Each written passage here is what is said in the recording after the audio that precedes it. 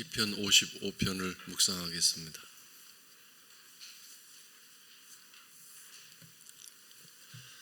하나님이여, 내 기도에 귀를 기울이시고 내가 간구할 때에 숨지 마소서.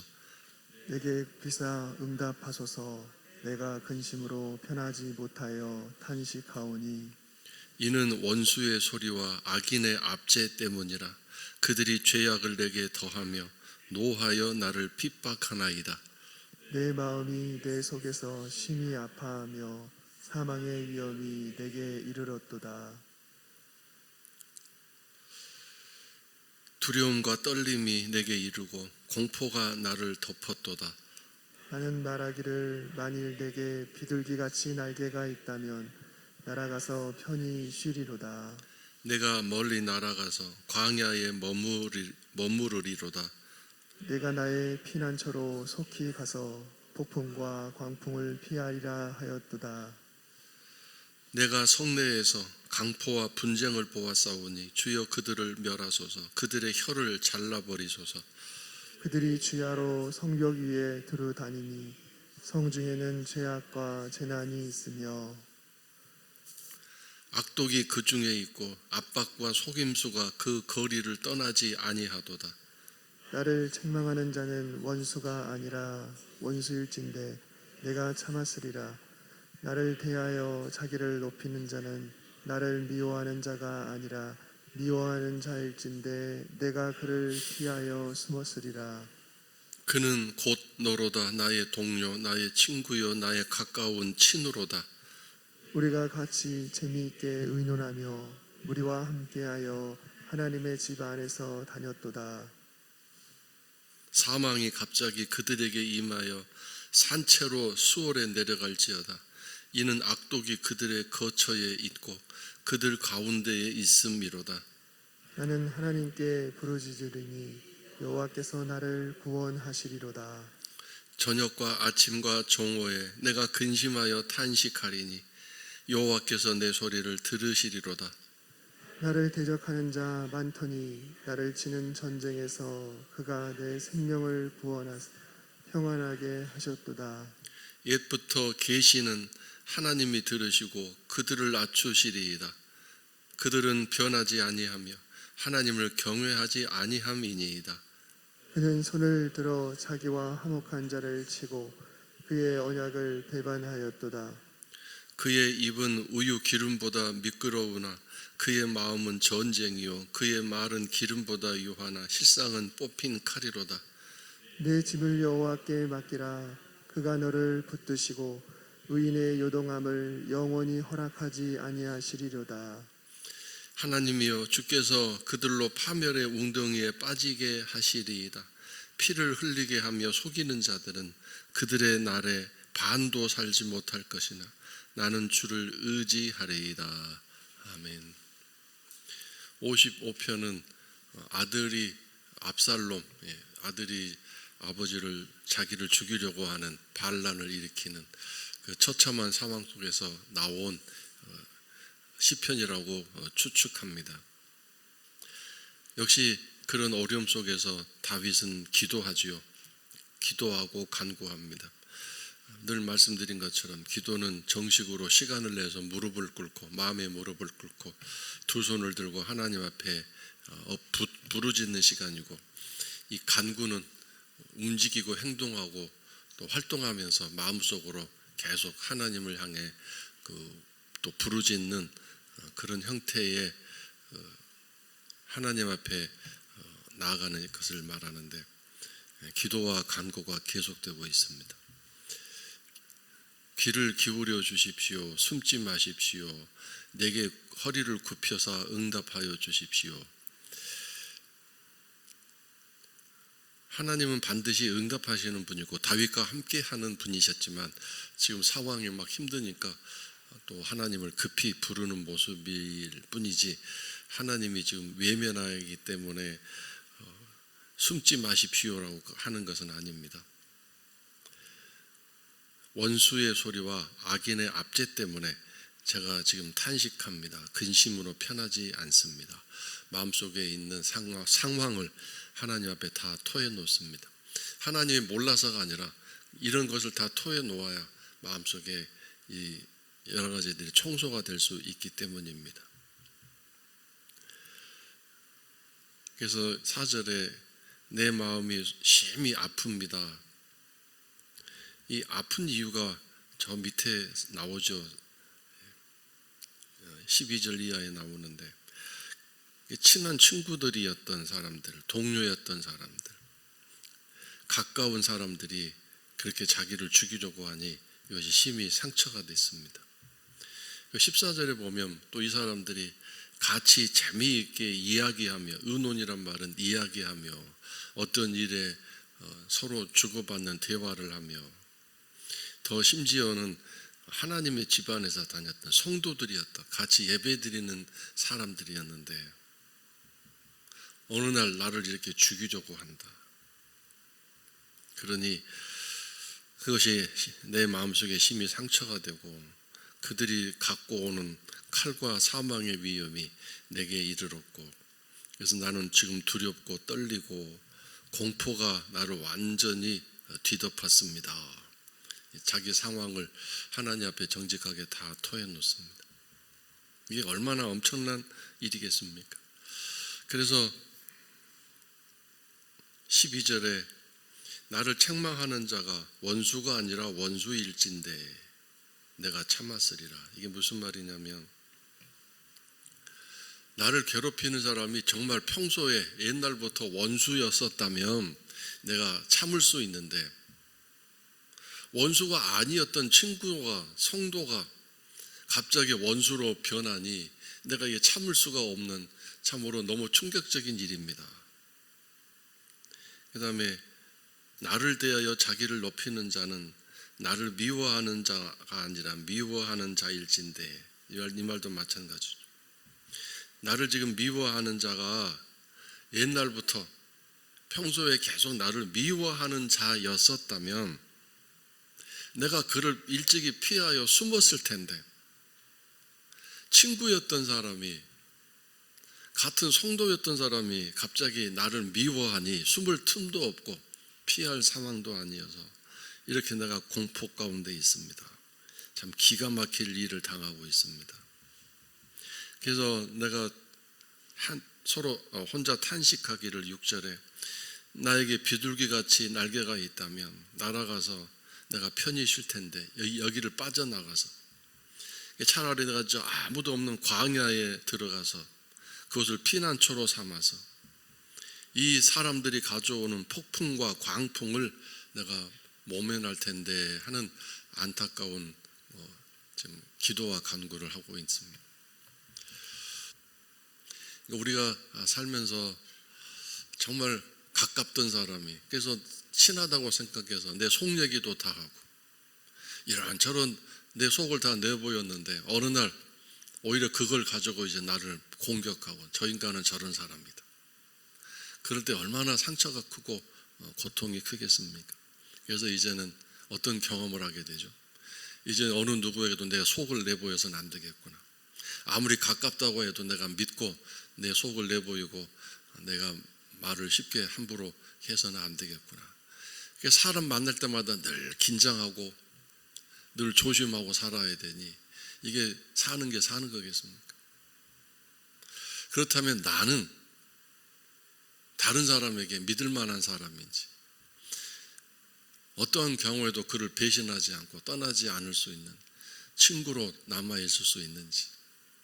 예수님은 나 같은 정말 이렇게 엄청난 죄인을 끝까지 버리지 않고 포기하지 않으시고 나를 사랑하시는데, 심지어 그 사람이 죄를 지어 죄가 드러났다 할지라도 나는 다른 사람처럼 그를 비난하고 조롱하고 침뱉지 아니하고 그래도 끝까지 그를 위로할 수 있는, 물론 끔찍한 죄를 지었을 경우 정말 위로조차도 할 수 없겠지만, 그렇다고 나는 또 그를 향해 비난의 손가락에 대열에 참여하지 않고 오히려 아픈 마음으로 그를 위해 중보기도 할 수 있는 그런 사람으로 내가 살 수 있는지. 왜요? 원수를 사랑하라고 그랬잖아요. 나에게 원수짓거리한 사람, 네가 갚으려고 하지 말고 사랑하려고 애를 써라, 사랑하려고 노력을 하라 그랬잖아요. 그래서 이렇게 원수짓거리하고 괴롭힌 사람들에 대해서 다윗이 지금 뭐라고 얘기했습니까? 충격적인 단어가 나오죠. 그들의 혀를 잘라버리소서, 다리 몽둥이를 확 분질러 버리소서, 뭐 이런 뜻이죠. 왜냐하면 말로 입을 가지고 자꾸 여기저기 가서 말 퍼뜨리고 음모를 꾸미고 말로 이렇게 일을 계속 키워나가니 하나님 저들의 이 혀를 잘라버리세요. 그들은 주야로 성벽 위에 두루 다니나니, 이 성벽 위에 파수꾼들이 다니는 길이 이렇게 좁은 길이 만들어져요. 성벽에 그 위를 파수꾼이 이렇게 일하듯이 그 성벽 위에서 소문을 퍼뜨리니 성벽 안에 사람들에게 다 듣는다 그 뜻입니다. 성중에 죄악과 재난이 서로 싸우고 치고 찢고 물어뜯고 이런 분쟁과 갈등과 싸움이 이 성중에 가득하다 그 뜻입니다. 압박과 속임수가 그 거리를 떠나지 않고 악독함이 그 성중에 가득합니다. 이 성이 원래 어떤 성이었습니까? 예루살렘 성이고 시온 성 아니었습니까? 오늘 나는 어떤 삶을 살고 있는가? 어떤 경우에도 이렇게 말로 죄를 짓고 험담하고 남의 잘못과 실수와 또 단점을 퍼뜨리고 다니는 사람에 대해서는 안 되겠다. 그래서 15절에 하나님 사망이 갑자기 그들에게 임하여 산채로 지옥에 내려가게 해주세요. 하나님 저 사람 빨리 죽여주세요. 살아있는 채로 저 지옥에 던져져서 그 유황불에서 아주 신음하며 살게 해주세요. 이렇게 저주의 시편입니다. 그러나 오늘 나는 그들을 맞대항하지 않고 하나님께 이렇게 기도만 하겠지만 16절 나는 하나님께 부르짖고 있습니다. 하나님께서 나를 구원하실 줄 믿습니다. 하루에 3번 저녁 아침 정오에 내가 근심하며 탄식합니다. 사람에게 할 수도 없고 하나님께만 내가 탄식도 하고 근심하며 기도합니다. 왜 저녁부터 시작하냐면 이스라엘 그 당시에는 하루가 오후 6시부터 시작되기 때문입니다. 저녁은 오늘날로 말하면 아침을 말합니다. 또 여기 나오는 아침은 오늘날의 정오를 말하고 여기에 나오는 정오는 오후 시간을 말하겠죠.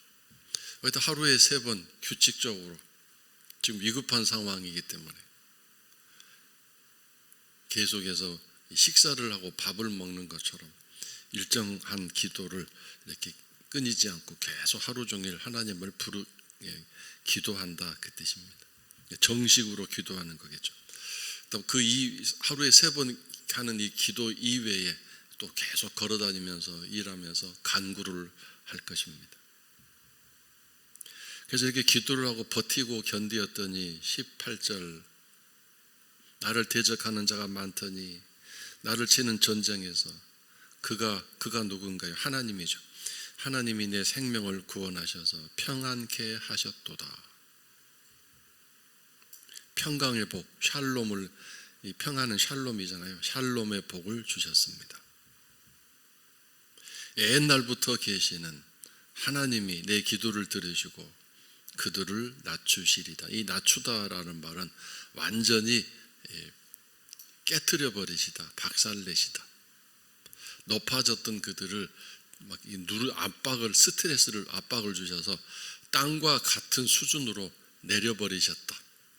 땅에 완전히 널브러졌다 그 뜻입니다.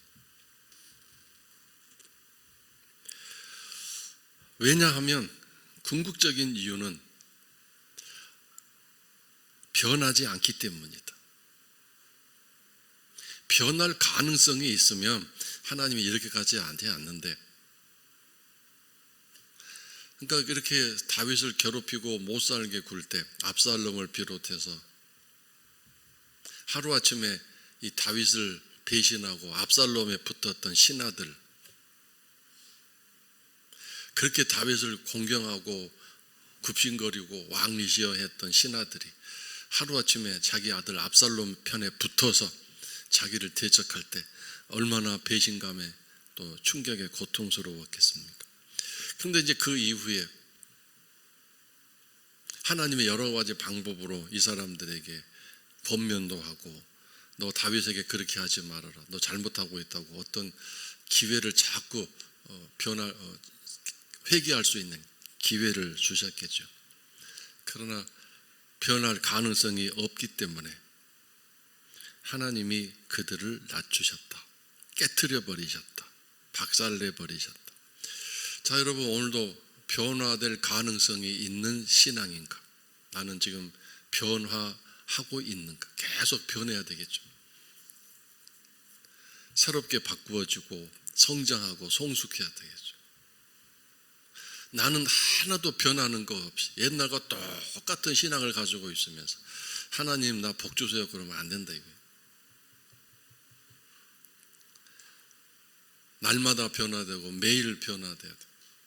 내 마음, 내 심령이 변화되고 삶이 변화가 돼요. 옛날보다 뭔가 좀 달라진 부분들이 있어야 돼요. 우리가 이 땅의 삶을 마치는 날까지 내 신앙생활이 아주 막 이렇게 빨리빨리 변화는 안 되더라도 그래도 꾸준히 조금씩이라도 뭔가 달라지는 부분들. 결국 사람이 달라진다는 게 뭐가 달라지는 거죠? 마음보가 달라지는 거 아니겠습니까? 그러다 보니 살아가는 모습, 행동이 달라지고 말하는 것도 달라지고 결국 마음 씀씀이가 달라지는 거 아니겠습니까? 그러므로 이렇게 변하게 되면 하나님을 경외하는 일이 더 커지고 하나님을 정말 잘 예비하는, 기쁘게 해드리는 그런 성도의 삶을, 자녀의 삶을 살 수 있을 텐데 이들은 그렇지 않았기 때문에, 이럴 가능성이 전혀 없기 때문에 하나님이 그를 내버리시고 포기하신 것이다, 그 뜻입니다. 오늘도 마찬가지입니다. 내가 변화되는 그런 삶의 모습들이 있어야 하고 또 하나님이 그것을 눈여겨보신다는 것을 기억하시기 바랍니다. 이런 사람들은 자기와 한몫했던 자를 자기 유익과 이익과 어떤 세상 흐름에 따라서 화목한 자를 치고 공격하고 폭행하고 했던 약속도 다 배반하고, 사람과도 이 모양이니 하나님과도 마찬가지다 이거죠. 사람에게 하는 일들이 하나님에게라고 안 그러겠느냐 이거죠. 집에서 새는 바가지 바깥에서도 샌다. 그래서 저기 위에 15절 보면 악독이 그들의 거처에 있고 집안에서도 악하다. 그 집안, 살아가는 모든 집에서부터, 집 안에서부터 악독이 가득하고 그들 가운데 살아가는 사람들 가운데도 악독이 가득하다. 집에서 새는 일, 밖에서도 새는데 21절 그의 입은 우유 기름보다 미끄럽고, 아주 말이 얼마나 청산유수고 막 사람 간을 들었다 놨다 하는 그런 그런 말을 하는데, 그러나 그의 마음속에는 전쟁, 숨겨진 이 전쟁, 평화롭지 않다. 그래서 그 말은 실제적으로는 청산유수 같고 정말 사람 마음 이 간을 들었다 놓았다는 그런 말이지만 결국 뽑혀 있는 칼 집에 들어있는 칼도 아니고 뽑혀 있는 칼이다. 지금 실제적으로 휘둘러지고 있는 칼과 똑같은 것이다. 간사하고 거짓된 그런 삶이죠. 이런 상황 속에서 다윗은 어떻게 했습니까? 22절 유명한 말씀이죠.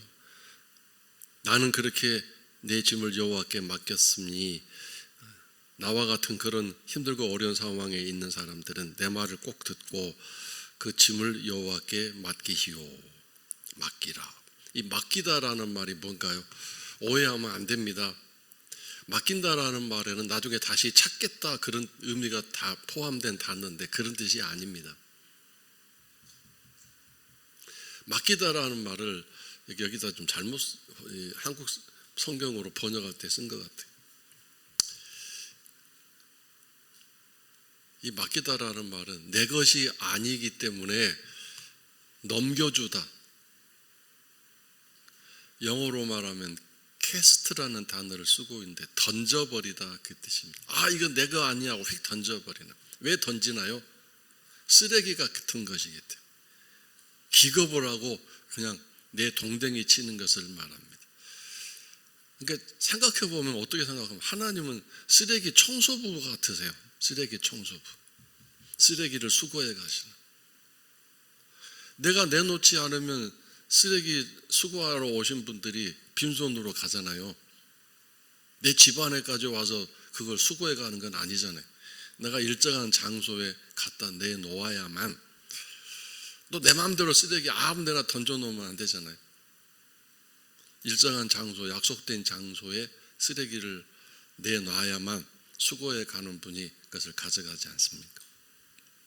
하나님 앞에 기도로 내 안에 있는 이 쓰레기들을 내놓으면 깔끔하게 치워가십니다. 그것을 다 불태워버리고 없애버리시. 그것이 기도하는 일입니다. 내 마음속에 뭐가 있는가. 그것이 맡기는 일이. 내 짐을 여호와께 던져버려라. 이 던지다라는 말은 또 다른 뜻이죠. 빨리 신속하게 휙 던져버려라. 빨리 그냥 하나님 앞에 맡겨버려라. 하나님이 맡으시도록 내가 맡는 하나님이 맡으시도록 하나님께 넘겨드려라 그 뜻입니다. 근데 우리는 가만 보면 기도할 때 열심히 하나님께 뭐라고 다 해놓고 나갈 때 다시 찾아가죠. 또 나가 기도하고 나면서 어떻게 될까 걱정 근심이 많고 또 나를 괴롭히는 사람 생각하면서 코가 쭉 빠져가지고 오늘 또 어떻게 살아가나 막 두려움과 걱정으로 또 나가잖아요. 그건 하나님께 내 짐을 맡겨버린 게 아니죠. 하나님 맡으세요 그래 놓고는 기도할 때 다시 찾아가 내 것 주세요 다시 찾아가서 어깨에 메고 가는 것과 똑같은 일이죠. 하나님은 의인의 요동함을, 이 의인이란 단어를 잘 기억합시다. 의인이란 어떤 사람인가요? 하나님 앞에 깨끗한 사람이에요. 죄를 해결한 사람. 그러니까 여러분 세상에서 가장 죄짓기 쉬운 상태가 어떤 상태예요? 누가 나를 괴롭힐 때 정말 죄짓기 쉽죠? 돈이 없을 때 돈으로 죄짓기 가장 쉽고.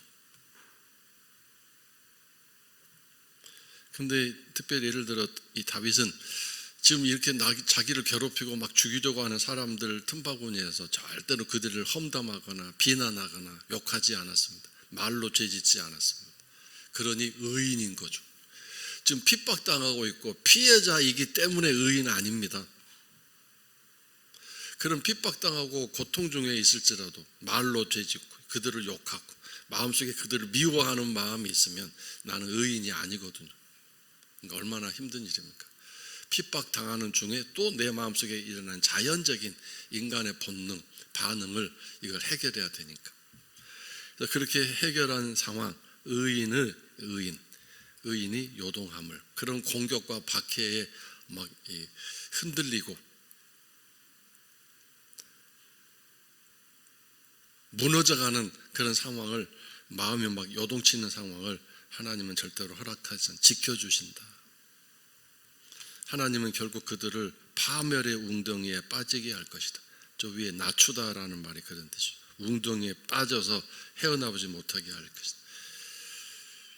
피를 흘리고 속임을 통해서 괴롭히는 사람들은 반드시 그들의 날 반도 살지 못할 것이다. 제대로 생명을 유지하지 못할 것이다. 나는 주를 의지함으로 무슨 뜻이? 나는 장수할 것이다. 오래오래 살 것이다. 그런 뜻입니다. 그래서 오늘도 이 다윗의 신앙 그리고 또 기도가 어떻게 되어져야 하는지 오늘도 이 기도의 삶에 열심을 내시는 성도 여러분들에게 하나님께서 여러분의 생명을 구원하사 평안케 하시는 19절에 나와 있죠. 18절에 나의 생명을 구원하셔서 늘 구원해 주셔서 평안케 해주시는 평강의 복을 늘 누리는 귀한 삶이 되게 해주옵소서. 내가 누군가에게도 어떤 사람에게도 이렇게 아픔을 주고 상처를 주는 배신하는 자가 되지 않고 끝까지 옆에서 도와주고 격려하는 친구가 될 뿐만 아니라 하나님과 주님께도 배신을 하지 않는 하나님을 끝까지 성실하게 사랑하는 믿음의 사람, 기도의 삶을 계속해서 갈 수 있도록 이렇게 성도 여러분들이 살아가시기를 바라고, 이 힘들고 어려운 세상 속에서 누군가에게 변함없는 친구로, 배신하지 않는 친구로 이렇게 살아간다는 게 얼마나 복된 일인가를, 그리고 여러분 주변에 나를 배신하지 않고 끝까지 나를 사랑해 줄 사람이 누가 있을까? 있으세요?